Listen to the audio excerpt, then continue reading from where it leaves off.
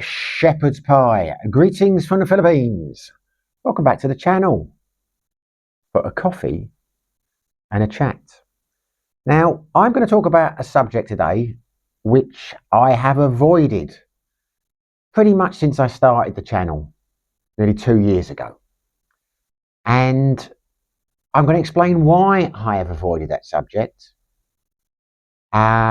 And I am going to upset a few people with this video, I'm sure. Now, that's not my intention. It never is my intention to antagonize people or to intentionally be controversial or to upset people. But if you are triggered by this video, if you are upset by this video, live with it, because I am hitting you with the truth as I see it. And the trouble is, some of you can't handle the truth. What has prompted me into making this video now is a fair question. Basically, dual reasons. I was irritated by some recent comments on the video that I did regarding the increase in retirement visa costs. Irritated might be a mild term. And hate from there to your ankles. Hate so much. That would be an overstatement, but I didn't agree. I disliked the suggestions that they were making because, unlike them, what you see is a guy who never measured a man's success by the size of his wallet. And I'm proud of that. It's the way I think. I have never thought of anyone as being a bum who has less money than me. It's not the way my mind works. And the other reason that I have made this video is because I have been suggested to me by a couple of subscribers recently who suggested that I might make some videos along the lines of horror stories in the Philippines and that it would get me good views. Well, I don't chase views in that way. That is not what I'm doing with my channel. It is not what my channel is aimed at. Obviously, I like to get views. The more views, the better. I would like to grow the channel. But I am not going to make video content primarily to achieve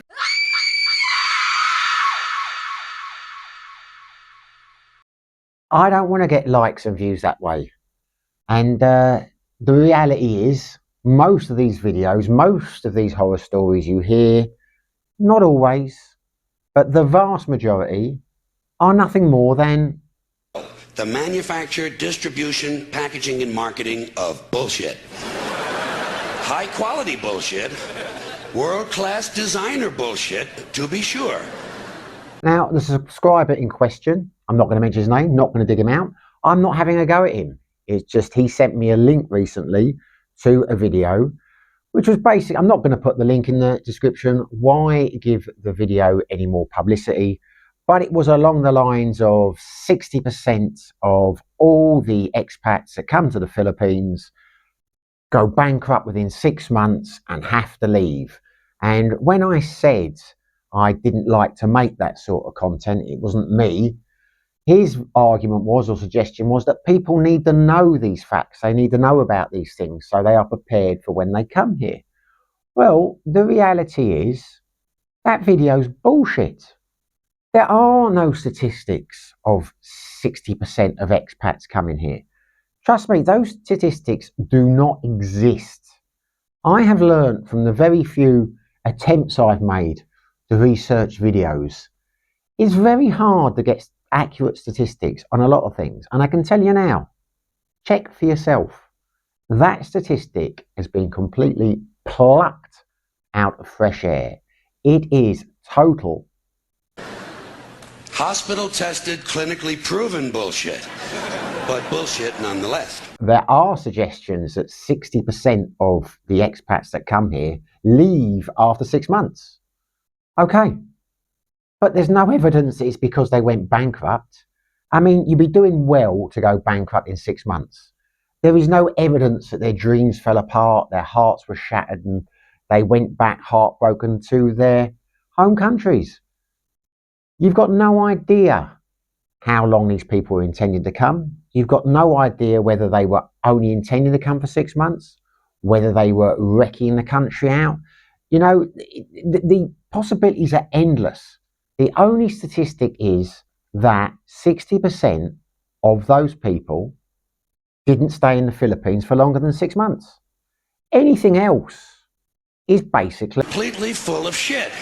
And that's why I don't make videos like that, because it is impossible to know, to get accurate figures, to know what happens where, who was to blame, what mistakes were made.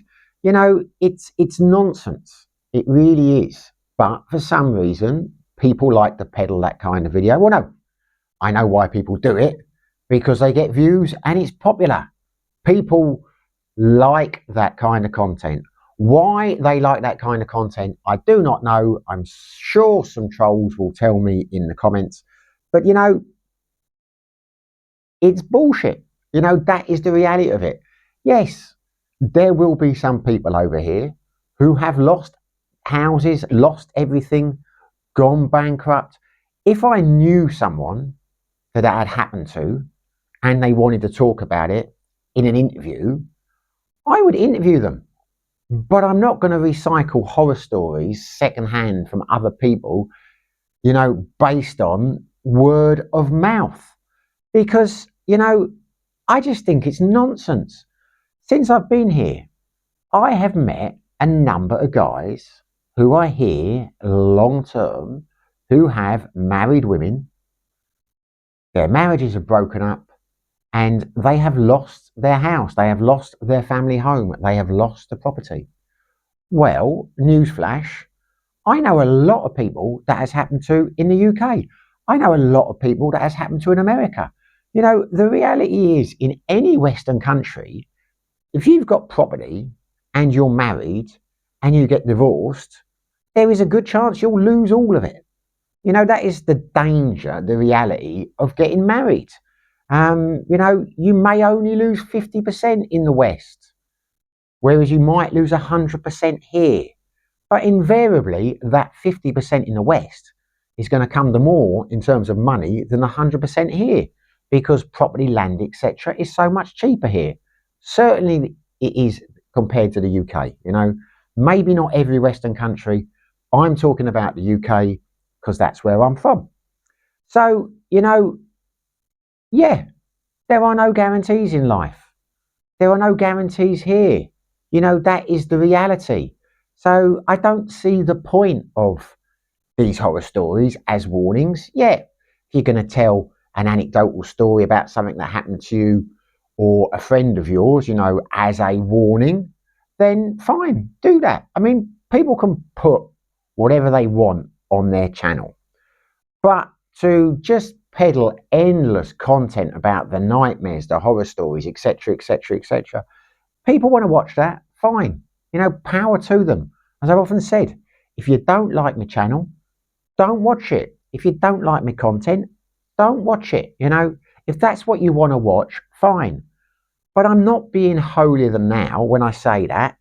You know, I don't watch that kind of stuff and I don't make that kind of stuff because it's not a realistic, I'm not going to say it's not true, it is not, in my opinion, based on my experiences, a realistic portrayal of life in the Philippines. Now, I'm not one of these people who buries his head in the sand. I am very into facts and figures. I put a lot of weight on empirical evidence. So if I could see some empirical evidence, if I could, you know, see some facts and data I could believe that wasn't fake news, which was highlighting just how widespread the problem was, then I would, I might revise my thoughts. I might make some content, but there isn't any. There aren't any studies. All there is fake news being peddled about how dangerous it is here. Just horror stories from Westerners, who, in my opinion, of living in Asia now for 12 years, it is grossly exaggerated. You know, it just is, in my opinion. So that is in response to the subscribers. I say, I'm not digging you out. I'm just explaining why it is not a route that I want to go down. Because when the subscriber suggested to me, well, it was important information and people needed to know the pitfalls, I thought I'd do a bit of research. And it took me less than 2 minutes to realise that the video was full of it. These statistics do not exist. Okay?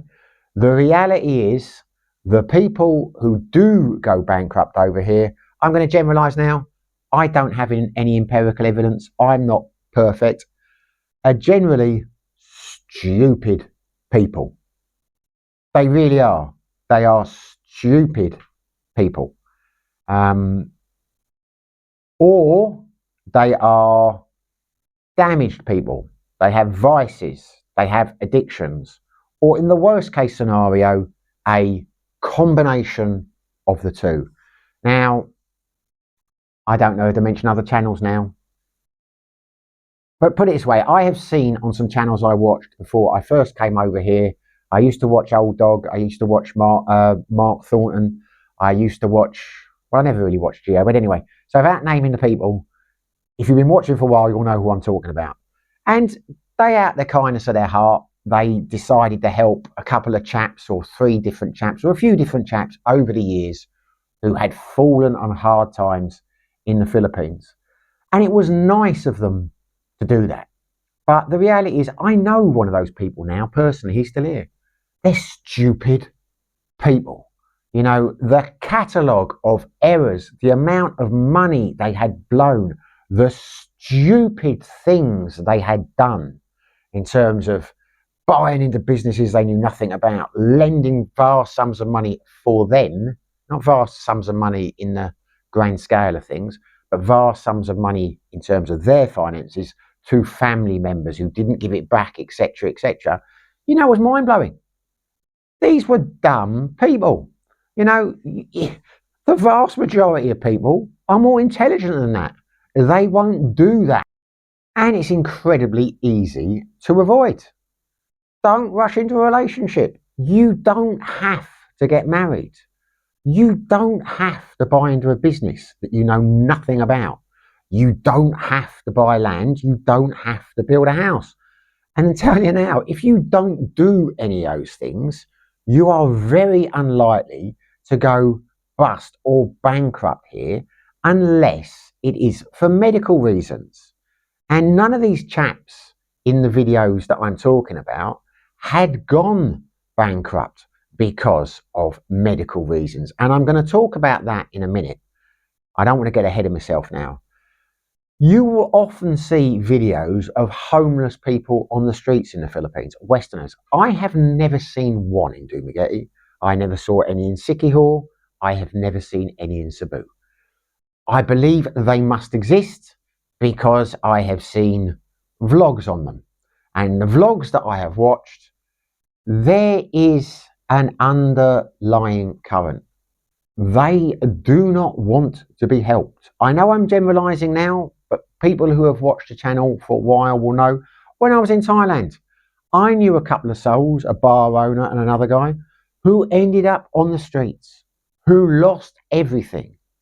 But even when they had lost everything, even when people were offering to buy their flights back and sort out that overstay, they didn't want to go. They were on a destructive pattern. I was watching a vlog a while back. There was an English guy who had been on the streets for a couple of years and he was screwed. And this guy, I don't know the channel, I can't remember the name. He had saved money, he'd had a whip round, he'd done a GoFund. They had enough money for the flight to get him out of there. And he was just looking for excuses not to go. He had to go and get a piece of a document from the barangay captain, etc., etc. We had the same crap in Thailand, in Pattaya, with the guys I knew. They were damaged in the sense that they had addictions. They couldn't leave. They were on a destructive path. It didn't have to be that way. And sadly, you know, I don't think there's a lot you can do for those kind of people. Always, and I've become quite tough to them over the years since I've been in the Philippines and Thailand. You know, I often wonder why people see a Westerner who's got himself in that trouble, generally through addiction and just foolishness, feels sorry enough to get a GoFundMe for them, but isn't remotely interested in helping a homeless Filipino or the street kids or whatever. You know, I don't get it. I tend to feel more sorry for them and the homeless dogs than I do for these expats who've fallen on hard times. Because does that make you a bad person? If it does, fine. You know, it is inevitably their own downfall. They have brought it on themselves, and they invariably have had opportunities to change things around. They will have had offers of help, and for whatever reason, they have resisted it. But the reality is, if you're coming to the Philippines, I don't think that is more likely to happen to you than you are likely to end up homeless in your home country. There are homeless people on the streets of the UK. There are homeless people on the streets of America. You know, that can happen anywhere. The idea that it is more likely to happen to you if you come to the Philippines is just nonsense. Because if things go wrong and you've got a brain cell in your head, you will leave while you still have the finances to do so. You will manage your money and you will not blow everything to the extent that you don't have enough for a plane ticket and you end up living on the streets. You know, that is just common sense. Okay, for the second part of my rant, and it has become a rant. I didn't want it to be. I wanted to stay calm, but I find it very irritating, this next bit. It is the comments. You know, the idea that you need to have massive sums of money to come to the Philippines and enjoy your life here. Because if you don't, you shouldn't be here. You shouldn't come over here unless you've got $100,000 or pounds or whatever in a bank account, and that they should put the pension amounts up to $1,500 or instead of $800 to stop the broke bums from coming and all the rest of this stuff. Who the hell do you think you are? Why are you begrudging these people the chance of a better life? You know, if someone is, I'm not trying to sell the Philippines on anyone. I'm not trying to sell anything to anyone. I'm just saying, who do you think you are to tell someone who's struggling in the UK on $1,000 a month or £1,000 a month, or struggling in America on, I don't know, $1,200, $1,300, $1,400 a month, that they can't come here, that they shouldn't come here, that for some reason we don't want people like them here? I tell you, that really does make me Hate from there to your ankles. Hate so much. Why do you think you have the right to tell people who and who shouldn't come here? That because you have been luckier in life than they have in financial terms, that you hold the drawbridge, that you can just put it up and say, we don't want these people in here because they don't have enough money. They're just broke bums. It is absolute twaddle. I tell you now, how much it costs me to live here is how much it costs me to live here. How much it costs me to enjoy my lifestyle is how much it costs me to enjoy your lifestyle. How much money you have to enjoy your lifestyle is down to you. You can't set parameters for other people based on what your costs are. I know a number of people over here who are very wealthy, who have basically unlimited funds. I also know some people here who are on very low sums. They've got nothing more than their state pensions in their country of origin. And they have been here a number of times and they are blissfully happy, probably happier than some of the wealthier people I know here. Because as the song says, money can't buy you love, money can't buy you happiness. Of course it can help. And a thing I've noticed over the years, the people who have the most money, when you break it down, are probably contributing less to the society over here than the people with loads of money. Because the people with loads of money tend to be living in complexes aimed at Westerners, or building big houses and buying land and basically pushing up the property prices and the land prices for the locals, and tend to eat in the resorts and the higher end restaurants which are invariably earned by Westerners, whereas the people in the lower brackets are generally eating and drinking and going out to the Filipina owned establishments and renting from Filipina landlords. They are probably, it's like trickle down economics. You know, they are probably contributing more in terms of finance to the Philippines than you are. No evidence for that, no statistics, shouldn't have gone down that, but you know, I think there's a strong possibility that they are. And in my experience, those people tend to be more inextricably entwined into the local population, have generally made more effort to assimilate, more likely to have learnt the language, more likely to have a wide circle of Filipino friends than the wealthy expats who tend to congregate in their own little groups, their own little patches, and don't really have much to do with Filipinos outside their extended family, and like to sit in the coffee shops around here, basically talking crap and disparaging the people who have less money than them, who like to enjoy themselves.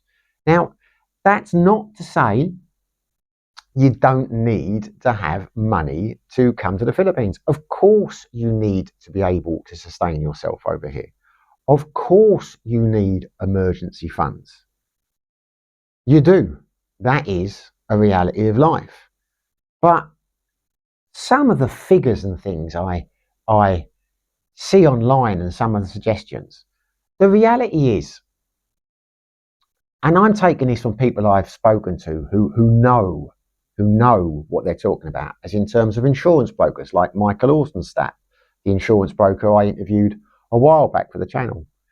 When I was asking the kind of coverage that I would need, he was saying around 1 million, 1.5 million pesos would basically cover the majority of traumatic incidents you could have over here.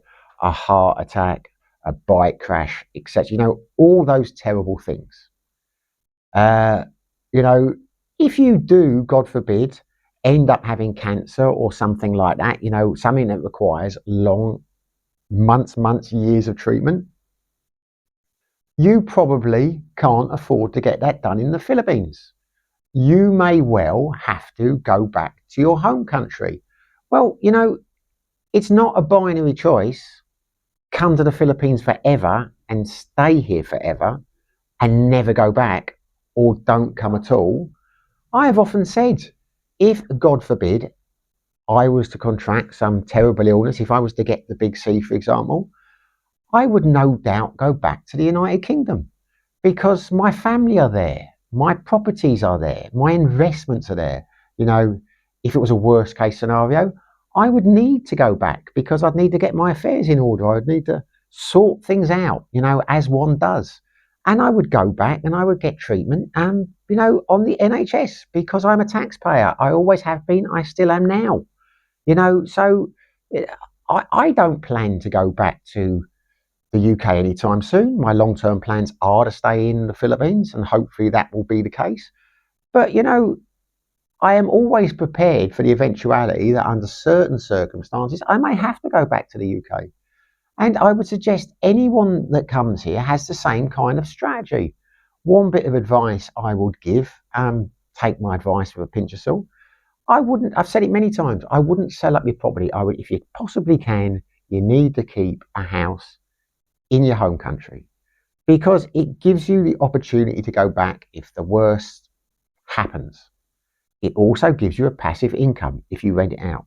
Here endeth the lesson. You know, you may want to do that, you may not want to do that. You know, you may not be able to do that. I am not for 1 second suggesting that you come here without income, without whether it's a pension or without funds or whatever. I'm not saying come here with nothing because only a stupid person would do that. And I say you can't help stupid people.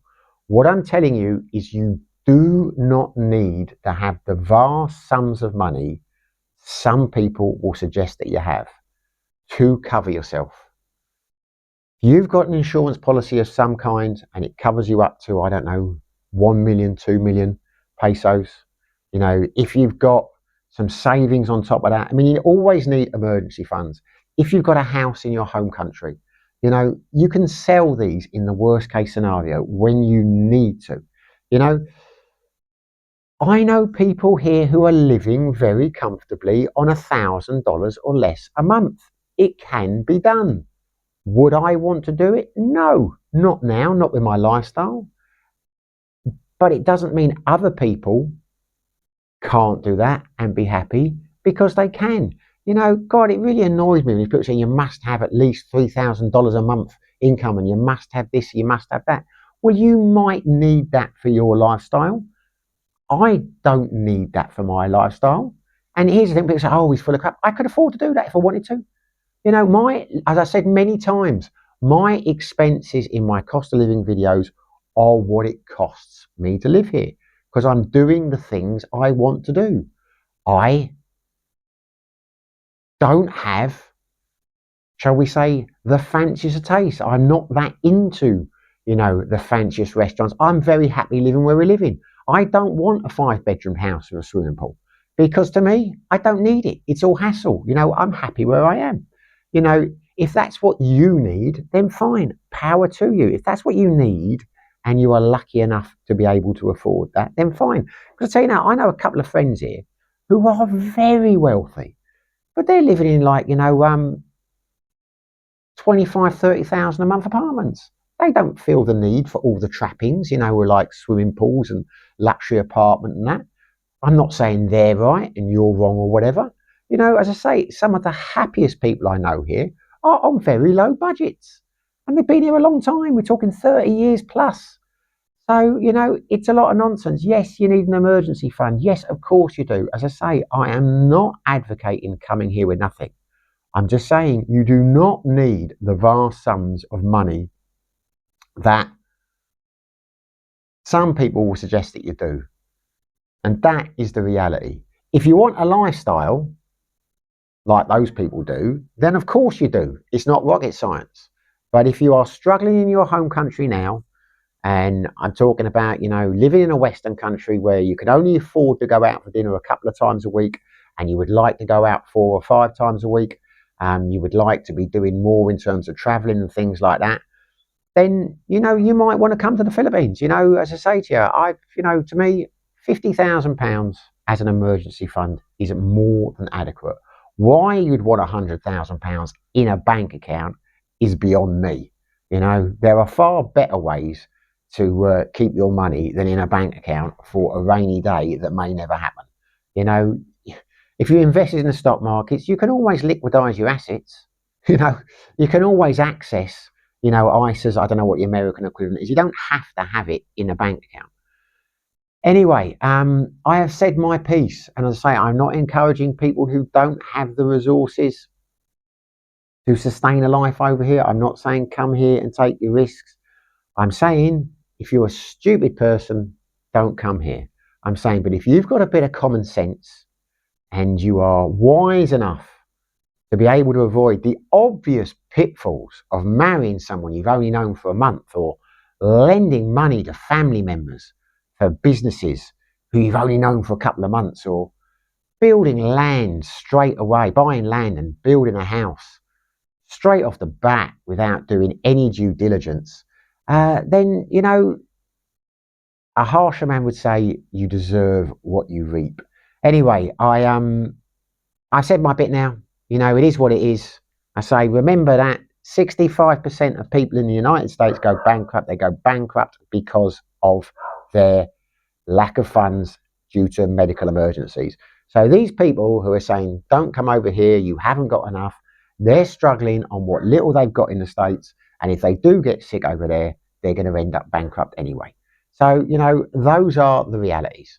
I don't know. I went all over the place today. Definitely not my best video.